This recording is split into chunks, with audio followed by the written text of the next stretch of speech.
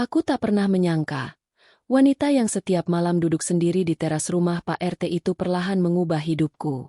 Awalnya hanya obrolan biasa, namun semuanya berubah sejak ia berkata pelan sambil menahan air mata.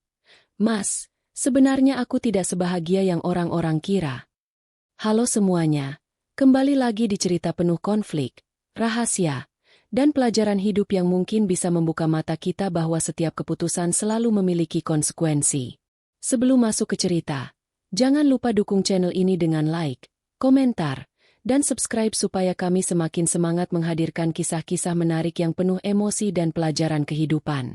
Kalau kalian suka cerita drama rumah tangga, konflik cinta terlarang, dan kisah yang penuh kejutan seperti ini, jangan lupa tekan tombol like, tuliskan pendapat kalian di kolom komentar, dan subscribe agar tidak ketinggalan cerita terbaru setiap harinya. Namaku Bagas. Usia 28 tahun. Bekerja sebagai tukang servis elektronik keliling di sebuah kampung kecil yang suasananya tenang, namun penuh gosip dan cerita tersembunyi.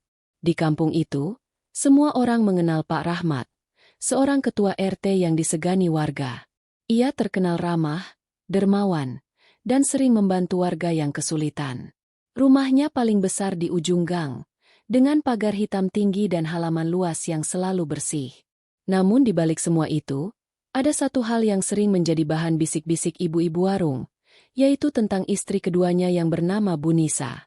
Usianya jauh lebih muda dari Pak Rahmat, wajahnya cantik, lembut, dan selalu terlihat murung. Setiap kali aku lewat untuk memperbaiki televisi warga, aku sering melihatnya duduk sendirian di teras rumah sambil menatap jalan kosong. Tatapannya selalu seperti menyimpan sesuatu yang berat.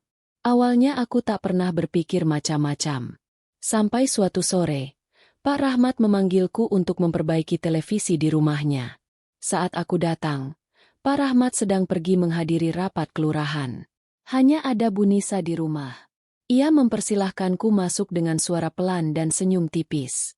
Sejak pertama kali berbicara dengannya, aku merasakan sesuatu yang berbeda.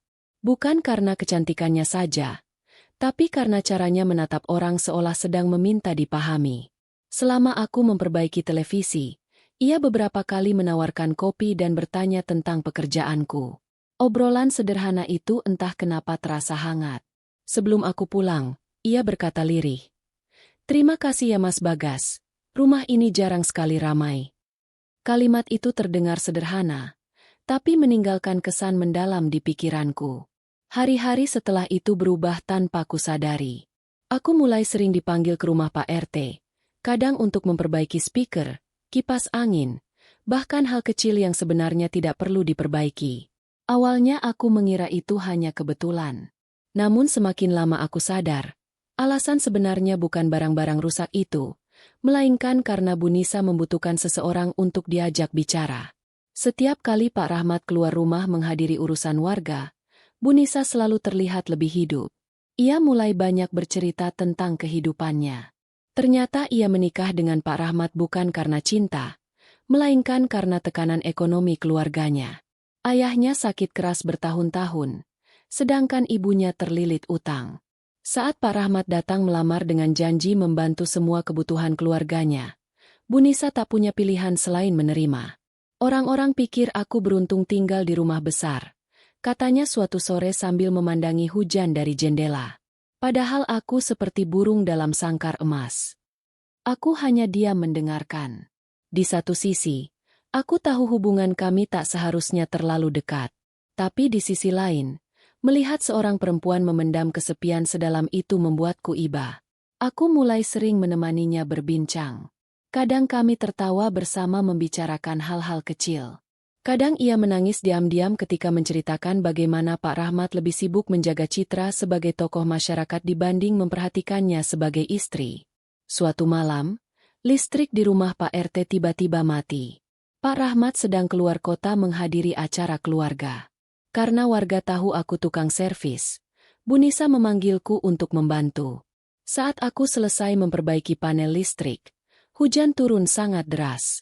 Jalanan banjir dan aku tak bisa langsung pulang. Bu Nisa memintaku menunggu sampai hujan reda. Kami duduk di ruang tamu dengan cahaya lampu redup sambil minum teh hangat. Malam itu, Untuk pertama kalinya aku melihat sisi rapuh dirinya yang selama ini disembunyikan. Aku capek pura-pura bahagia, ucapnya pelan. Aku menatapnya tanpa tahu harus menjawab apa. Apa salah kalau aku ingin diperhatikan? Lanjutnya dengan mata berkaca-kaca. Pertanyaan itu membuat suasana menjadi hening. Aku sadar, sejak awal kami sama-sama berjalan terlalu jauh. Aku mulai memikirkan dirinya lebih dari sekadar istri Pak RT. Dan dari caranya memandangku malam itu, aku tahu ia juga merasakan hal yang sama. Hubungan kami berubah perlahan setelah kejadian itu. Kami semakin sering bertukar pesan. Awalnya hanya menanyakan kabar, lalu berubah menjadi tempat saling bercerita tentang kesepian dan harapan hidup. Aku tahu semua ini salah. Setiap kali melihat Pak Rahmat tersenyum ramah kepadaku di pos ronda, rasa bersalah itu muncul. Tapi setiap kali melihat Bu Nisa kembali murung dan sendirian, perasaanku kembali goyah.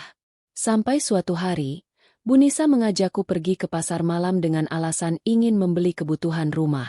Ia memakai kerudung sederhana dan masker agar tak dikenali warga. Malam itu terasa seperti mimpi. Kami tertawa bersama, makan bakso di pinggir jalan, dan untuk pertama kalinya aku melihat senyum tulus di wajahnya. Saat pulang Bu Nisa mengajakku mampir ke rumah temannya. Ternyata rumah itu kosong karena temannya sedang pulang kampung. Bu Nisa mengambil kunci pintu rumah di bawah pot bunga. "Ayo masuk," katanya. "Aku sudah biasa ke sini kalau dia lagi pulang kampung," ucapnya lagi. Aku hanya menurut mengikuti di belakangnya. Bu Nisa langsung menggenggam tanganku erat sambil memelukku. Aku bingung antara senang dan takut. Sebagai lelaki normal droneku tidak tinggal diam. Siap-siap meluncur mencari gerbang persembunyian Bu Nisa. Bu Nisa hanya bisa pasrah ketika droneku meledak di gerbang persembunyiannya. Hancur lebur berserakan tanpa sisa hanya senyum yang tersirat di wajah Bu Nisa. Antara bahagia dan rasa takut. Kami pun buru-buru pulang takut kalau warga ada yang melihatnya. Sejak saat itu aku sadar, hubungan kami bukan lagi sekadar rasa iba. Kami sudah terjebak dalam perasaan yang semakin dalam. Ibarat kata sepandai-pandainya menyimpan bangkai akhirnya mulai tercium juga. Rahasia kami akhirnya mulai tercium warga.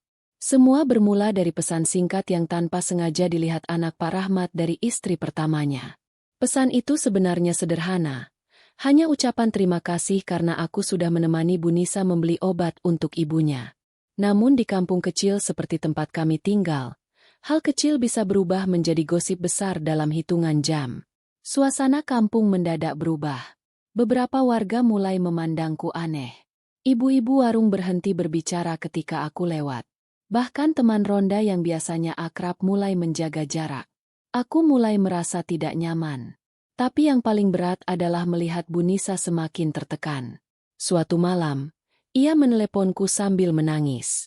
"Mas Bagas." Pak Rahmat mulai curiga. Jantungku langsung berdegup kencang. "Apa dia marah?" tanyaku. Dia tidak marah, tapi justru diam. Itu yang membuatku takut. Aku tahu maksudnya.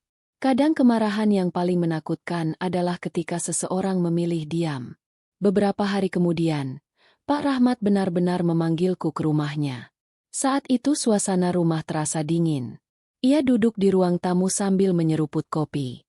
Bu Nisa tidak terlihat. "Bagas," katanya tenang. "Kamu sering kesini akhir-akhir ini." Aku menelan ludah. "Karena banyak barang rusak, Pak." Ia tersenyum tipis, tapi tatapannya tajam. "Kamu tahu kenapa aku memilih menikahi Nisa?" tanyanya lagi. Aku menggeleng. Karena aku kasihan pada keluarganya.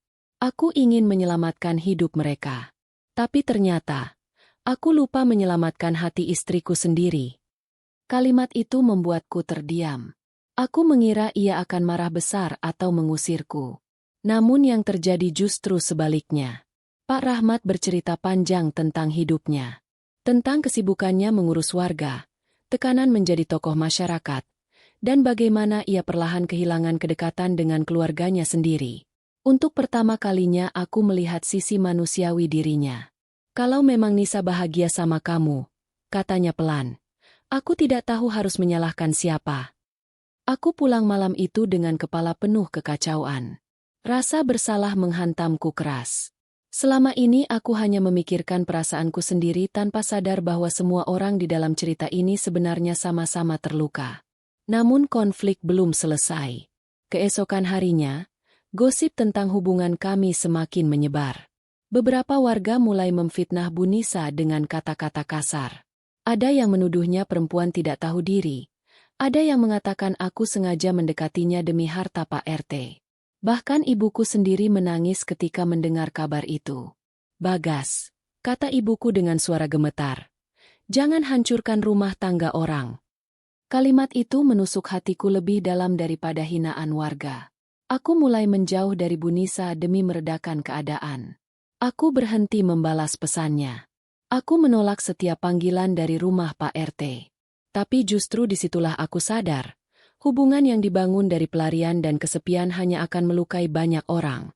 3 minggu setelah aku menjauh, sebuah kejadian besar mengguncang kampung kami. Pak Rahmat tiba-tiba jatuh sakit saat menghadiri rapat warga. Ia dilarikan ke rumah sakit karena serangan jantung ringan. Mendengar kabar itu, seluruh warga panik. Aku yang sedang memperbaiki televisi di rumah pelanggan langsung bergegas ke rumah sakit. Saat tiba di sana, aku melihat Bu Nisa duduk sendirian di lorong sambil menangis. Wajahnya pucat dan matanya bengkak. Ketika melihatku datang, ia langsung berdiri dan memelukku tanpa peduli orang-orang di sekitar. "Aku takut kehilangan dia," katanya terseduh. Momen itu membuatku sadar akan sesuatu. Selama ini aku mengira Bu Nisa benar-benar tidak mencintai Pak Rahmat. Tapi kenyataannya, jauh di dalam hatinya masih ada rasa peduli yang besar. Ia mungkin kecewa, kesepian, dan terluka. Tapi bukan berarti ia ingin suaminya menderita. Malam itu menjadi titik balik dalam hidupku. Saat menunggu di lorong rumah sakit, Pak Rahmat meminta bertemu denganku secara pribadi.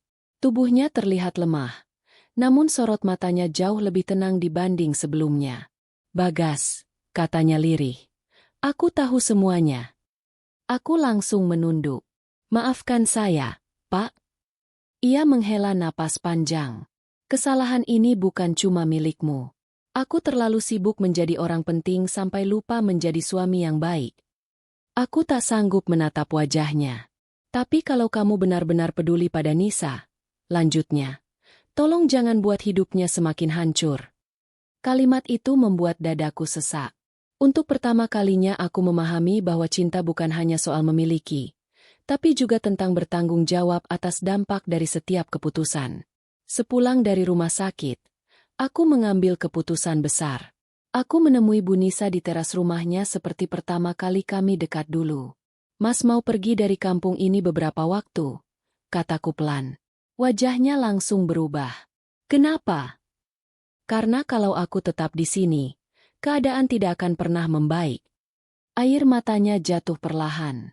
"Apa semua ini cuma salah?" tanyanya lirih. Aku terdiam lama sebelum akhirnya menjawab. "Perasaan kita mungkin nyata, tapi cara kita menjalankannya yang salah." Bu Nisa menangis malam itu. Dan jujur, itu adalah malam paling berat dalam hidupku. Aku pergi merantau ke kota selama hampir 1 tahun. Di sana aku bekerja di toko elektronik besar dan mencoba memperbaiki hidupku. Selama itu pula aku belajar banyak hal. Tentang menahan diri. Tentang menghargai hubungan orang lain. Tentang bagaimana kesepian bisa menyeret seseorang melakukan kesalahan tanpa sadar. 1 tahun kemudian aku kembali ke kampung. Banyak hal berubah. Jalanan sudah diaspal lebih rapi. Pos ronda dicat ulang. Dan warung kopi tempat para bapak berkumpul kini lebih ramai. Namun yang paling mengejutkanku adalah perubahan Pak Rahmat dan Bu Nisa. Mereka terlihat jauh lebih dekat dibanding dulu. Pak Rahmat bahkan sering terlihat membantu istrinya berjualan kecil-kecilan di depan rumah. Warga yang dulu gemar bergosip perlahan berhenti membicarakan masa lalu mereka. Aku sempat merasa canggung ketika pertama kali bertemu Pak Rahmat lagi. Tapi di luar dugaan, ia justru menyambutku dengan hangat. "Bagaimana kabarmu, Gas?" tanyanya sambil tersenyum. "Baik, Pak." Ia menepuk pundakku pelan. Kadang hidup memang harus mengajarkan kita dengan cara yang menyakitkan. Aku hanya mengangguk. Beberapa hari kemudian, Bu Nisa juga menemuiku. Kami berbicara di teras rumahnya, tempat semua cerita itu pernah dimulai. Namun kali ini suasananya berbeda. Tidak ada lagi tatapan penuh rahasia atau rasa yang dipendam. "Terima kasih karena dulu kamu pernah mendengarkan aku," katanya pelan. Aku tersenyum tipis. "Dan maaf karena aku pernah membuat semuanya rumit." Ia menggeleng. "Kita sama-sama belajar." Saat itu aku sadar, tidak semua hubungan harus berakhir dengan memiliki. Kadang seseorang hadir hanya untuk membuat kita memahami arti kehidupan. Sejak kembali ke kampung, aku mulai fokus membangun usaha servis elektronik sendiri. Aku memanfaatkan pengalaman selama merantau untuk membuka toko kecil di dekat pasar. Perlahan usahaku berkembang. Banyak pelanggan datang karena mereka percaya pada hasil kerjaku. Dari semua pengalaman pahit itu, aku belajar satu hal penting. Rasa sepi tidak boleh dijadikan alasan untuk mengambil jalan yang salah. Karena keputusan yang didasari emosi sesaat bisa meninggalkan luka panjang bagi banyak orang. Aku juga mulai lebih dekat dengan ibuku. Dulu aku sering merasa beliau terlalu keras menasihatiku. Tapi kini aku paham. Semua itu karena beliau takut aku menghancurkan masa depanku sendiri. Suatu malam saat kami makan bersama, ibuku berkata, "Hidup itu bukan soal siapa yang paling dicintai, tapi siapa yang mampu bertanggung jawab atas cintanya." Kalimat sederhana itu terus teringat sampai sekarang. Beberapa bulan kemudian, kabar bahagia datang dari rumah Pak Rahmat. Bu Nisa hamil anak pertama mereka. Seluruh kampung ikut senang mendengarnya. Aku pun ikut bahagia melihat senyum di wajah mereka yang dulu penuh tekanan. Saat acara syukuran kecil di rumahnya, Pak Rahmat menghampiriku. "Terima kasih karena dulu kamu memilih pergi," katanya jujur. Aku tersenyum kecil. "Mungkin itu keputusan terbaik untuk semua orang, Pak." Ia mengangguk. "Aku juga belajar menjadi suami yang lebih baik." Mendengar itu, aku merasa lega. Semua luka dan konflik masa lalu perlahan berubah menjadi pelajaran hidup yang berharga. Dan dari kejadian itu aku sadar, manusia memang tempatnya salah. Tapi selama masih mau memperbaiki diri, hidup selalu memberi kesempatan kedua. Kini setiap kali aku melewati rumah Pak RT, aku tidak lagi merasakan rasa bersalah atau penyesalan mendalam. Yang tersisa hanyalah kenangan tentang masa ketika aku pernah tersesat oleh rasa iba dan kesepian. Kisah itu mengajarkanku bahwa hubungan yang dimulai dengan ketidakjujuran hanya akan membawa luka, seindah apapun perasaannya. Aku bersyukur semua akhirnya berakhir tanpa kehancuran yang lebih besar. Pak Rahmat memperbaiki rumah tangganya. Bu Nisa menemukan kebahagiaan yang dulu ia cari. Dan aku menemukan arah hidupku sendiri. Kadang kita memang dipertemukan dengan seseorang bukan untuk dimiliki selamanya, melainkan untuk belajar memahami diri sendiri. Dan sejak saat itu, aku berjanji pada diriku sendiri untuk tidak lagi mencari kebahagiaan dengan cara yang menyakiti orang lain. Terima kasih sudah mengikuti cerita ini sampai akhir. Semoga kisah ini bisa menjadi pelajaran bahwa setiap keputusan memiliki konsekuensi, dan bahwa kesepian bukan alasan untuk mengambil jalan yang salah. Kalau kalian punya pendapat tentang cerita ini, tuliskan di kolom komentar ya. Jangan lupa like, share, dan subscribe supaya tidak ketinggalan kisah menarik lainnya.